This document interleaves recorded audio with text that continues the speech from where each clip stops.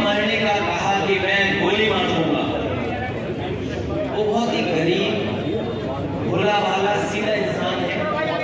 सुना है कि वो शांतिपूर्ण तरीके से सम्मेलन करने की परमिशन सरकार ने दी थी और उससे पहले आपने सबने वो तस्वीरें देखी जहां पर बुलडोजर से चल करके कई थानों को क्रॉस कर करके लोग यहाँ आए, तोड़ फोड़ से लेकर के हमला किया है। उनका इरादा क्या था? उनका इरादा ये भी रहा होगा कि जान ले लें, क्योंकि जिस तरह के कथन, जिस तरह के वीडियो आ रहे हैं सामने, उसमें जो बोला जा रहा है लोकतंत्र में, आजाद देश में इस तरह की भाषा और व्यवहार किसी के साथ नहीं हुआ होगा जिस तरह का हमने अपने व्यवहार और भाषा को देखा है। ये जो तलवारें लहराई जा रही थी, ये बोले सीधे साधे लोगों का फायदा उठा रहा था। मैं इस बात को इसलिए कह रहा हूं,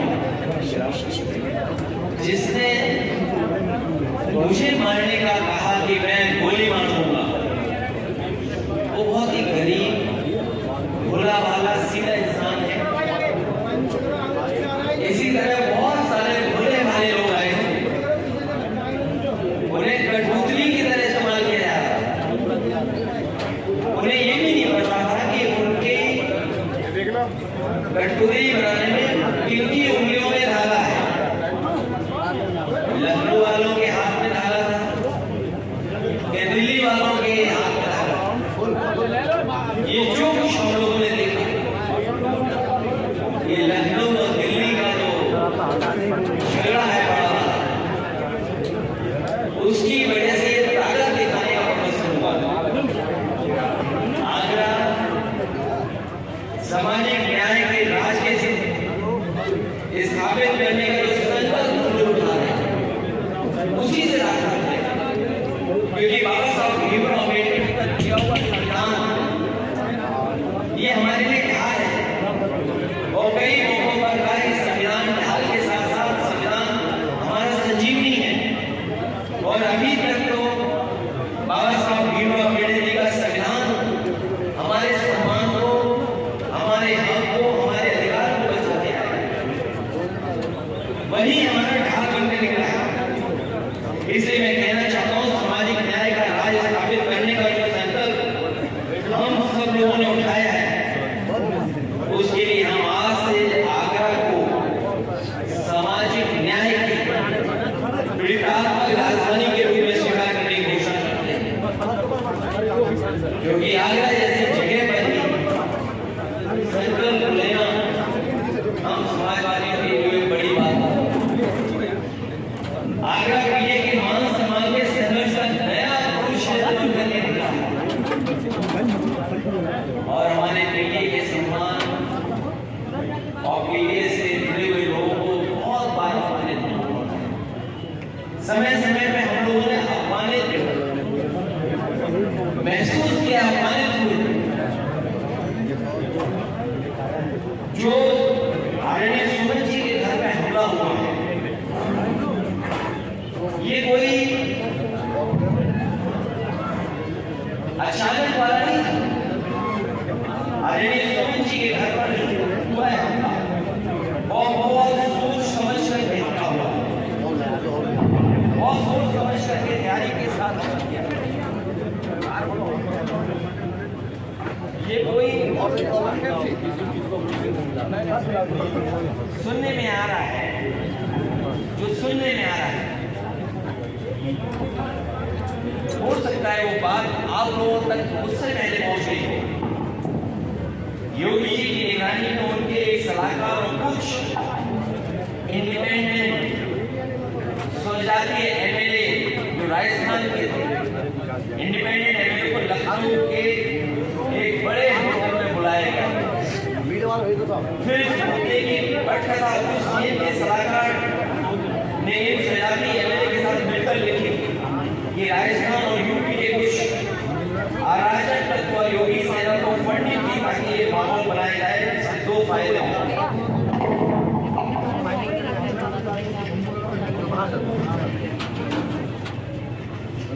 केंद्र की बीजेपी सरकार को ये बताया जाए कि राजपूत यूपी के साथ में यूपी की सीएम यूपी में चाचा मुस्लिम निसाल और दूसरा समाज में एक डर पैदा किया जाए और खासकर पीड़ित समाज के डर पैदा किया जिससे अपने हक की आवाज उठाना बंद कर दें। इन सब के पीछे सरकार का सपोर्ट और फंडिंग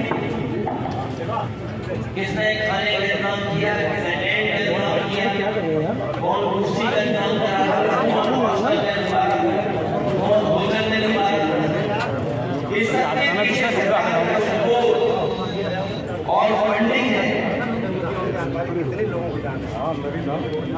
कई एजेंसियां जो योगी के सेना की गाड़ी के काफिले नफरत वाले रील्स और अफवाहों की फोटो को वायरल करते हैं। आखिरकार ये वायरल कौन करता है, ये फोटो को, रील्स को? उसके पीछे कौन है, कौन फंडिंग करता है? इन सबके तार कई लोगों से जुड़े हुए हैं जो जाति लोग।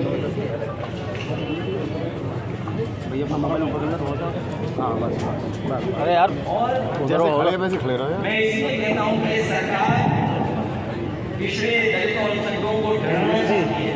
कई मौकों पर हम लोगों ने घटनाओं में देखा है, उनके काम करने के तरीके को देखा है, क्योंकि वो जानते हैं कि पीढ़ी की ताकत 2027 में सपा को साथ दे रही है, सपा के साथ खड़े हैं। उसे डराया धमकाए और वो डराना धमकाना हम लोगों ने देखा।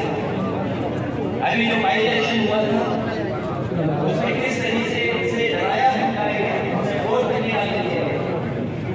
ये बड़ी साजिश थी और मैं कुछ उदाहरण हाल ही देना चाहता हूँ। मैं पुराने उदाहरण कोई नहीं देना चाहता हूँ। किस तरीके से सरकार का व्यवहार है डराने का, मैं वही उदाहरण को देना चाहता हूँ। हालांकि कुछ बातें जो घटना है उसमें कुछ मिलकर के कुछ और फैसले हुए हैं, लेकिन जो घटनाएं हम लोगों ने देखी और हाल में हुई है, इलाहाबाद में एक दलित को जला के मार दिया गया क्योंकि उसने जाति विशेष के लोगों के गेहूं काटे। क्या आज के आजाद भारत में जहाँ बाबा साहब भीमराव अम्बेडकर का संविधान हो, वहाँ पर ऐसी घटनाएं होंगी? अगर गेहूं के काटने के लिए मना करते तो उसकी जान ले लिए जला करके। कल आगरा में अभी कुछ दिन पहले और कई दिनों पहले, कई वर्षों पहले की घटनाएं हुई, उनका मैं जिक्र नहीं करना चाहता, कस्टोडियन डेथ की जिक्र नहीं करना चाहता हूँ। लेकिन कुछ दिन पहले आगरा में बरातियों और दूल्हे को गोली से उठा के मारा क्योंकि वो बाबा साहेब अम्बेडकर जी का गाना बजा रहे थे। अगर गाना तेज था तो उसकी शिकायत कर सकते, लेकिन गाना आप क्या बजा रहे हैं नहीं बजा सकते हैं। और किस तरह का व्यवहार रहा, इसी तरह इटावा में निशान लेवर को उसके फेसबुक पोस्ट के लिए मारा और अभी तक कोई कार्रवाई नहीं हुई।